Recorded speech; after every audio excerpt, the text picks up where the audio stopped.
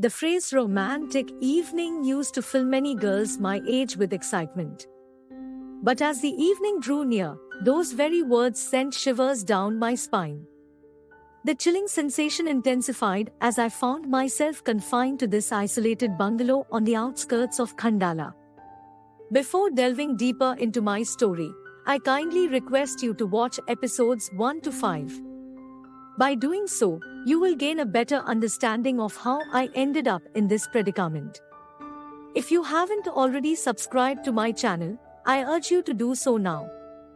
Don't forget to hit the bell button, ensuring you receive notifications when more thrilling tales like mine are uploaded to YouTube. As you may recall, I arrived here in the morning with Dev from Mumbai. He had mentioned that we would discuss the research I conducted on fashion trends, which would greatly benefit our company, Sexy Designers. Upon reaching Dev's Khandala bungalow, he quickly left for some errands. However, to my surprise, he remained absent throughout the entire day, making it impossible to reach him on his mobile phone. Rita's suspicions were right. It seems that Dev intentionally disappeared until the evening falls, ensuring that I am unable to request a ride back to Mumbai. It feels like a perfectly orchestrated plan to trap me here for the night. But how can I prevent Dev from forcing me into his bedroom tonight? Feeling suffocated in the stuffy bedroom, I escaped to the corridor, desperate for some fresh air. Had it not been for the lurking danger, the view outside the bungalow would have been breathtaking. The majestic hills of Khandala stand tall, their peaks bathed in the warm hues of the setting sun. The melodious symphony of birds chirping fills the air as they make their way back home. I can't help but envy them, for they have the luxury of returning to their cozy nests, ready for a peaceful night's rest. Meanwhile, the thought of what awaits me in the darkness sent shivers down my spine, turning my night into a potential nightmare. Madam, will you like to have some drink? Dev Saheb has stocked of all kinds of drinks here.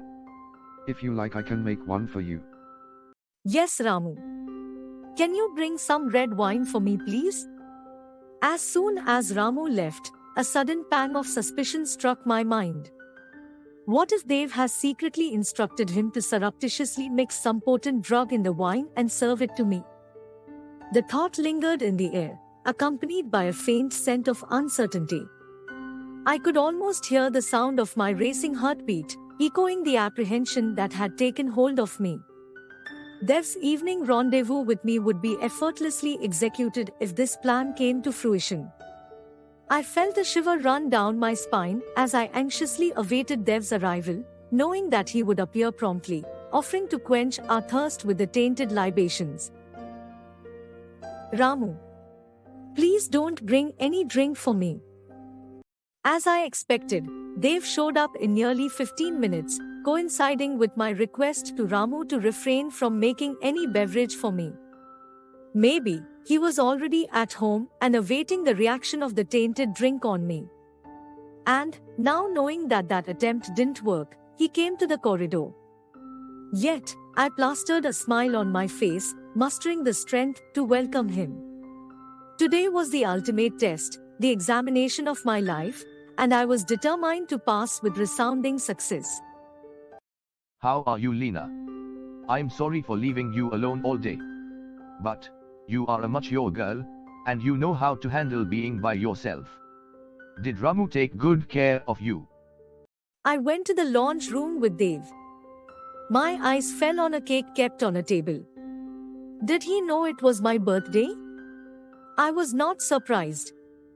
Being the boss of the company, he has access to all the personal records. He must have collected all the data so that he could please me. Is it a trap? What are you thinking, Lena? Isn't this your birthday? Did you get birthday wishes from your mother and brother? Yes, they wished me. Last birthday, my papa had wished me, and also bought my favorite cake, Black Forest. He died a month later. I am sorry, Lena. I cannot bring back your father. But, I tried my best to bring your favorite cake.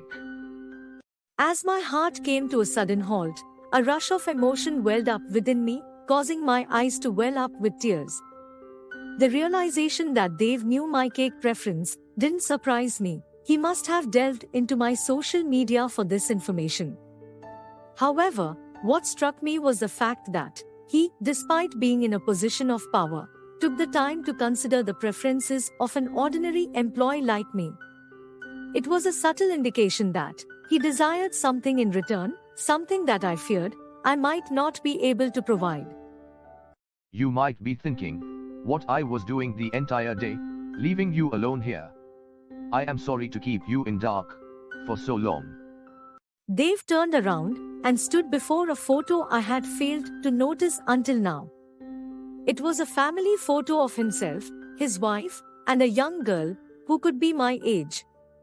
Didn't I tell earlier that Dave is my father's age? I had a close look. The girl's face resembled very closely mine. Dave turned around and said, Today is the date. I am sorry, today is the date when my family was going back to Mumbai and then.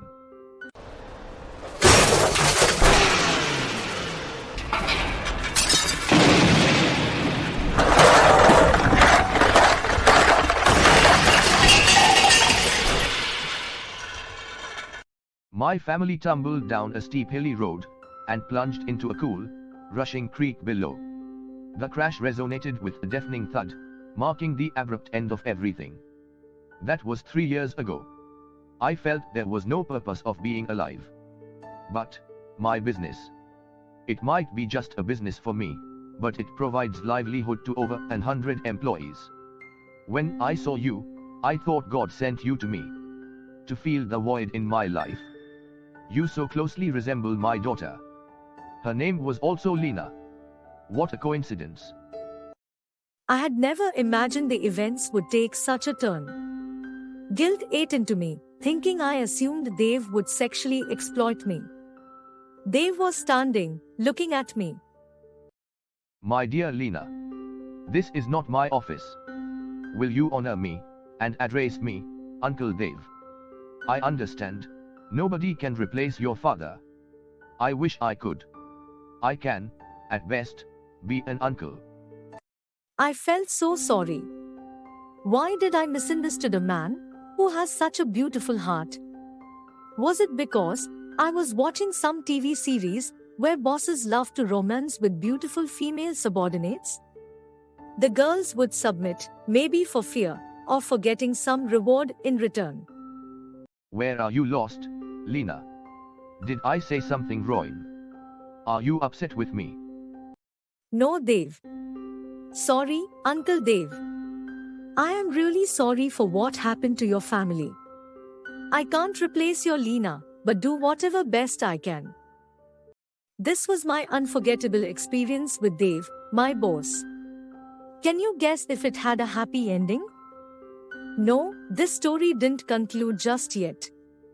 Stay tuned to discover what unfolded next. If you haven't subscribed yet, kindly do so now and remember to hit the notification bell. Moreover, if you enjoy the narrative, give the video a thumbs up and share it with your friends.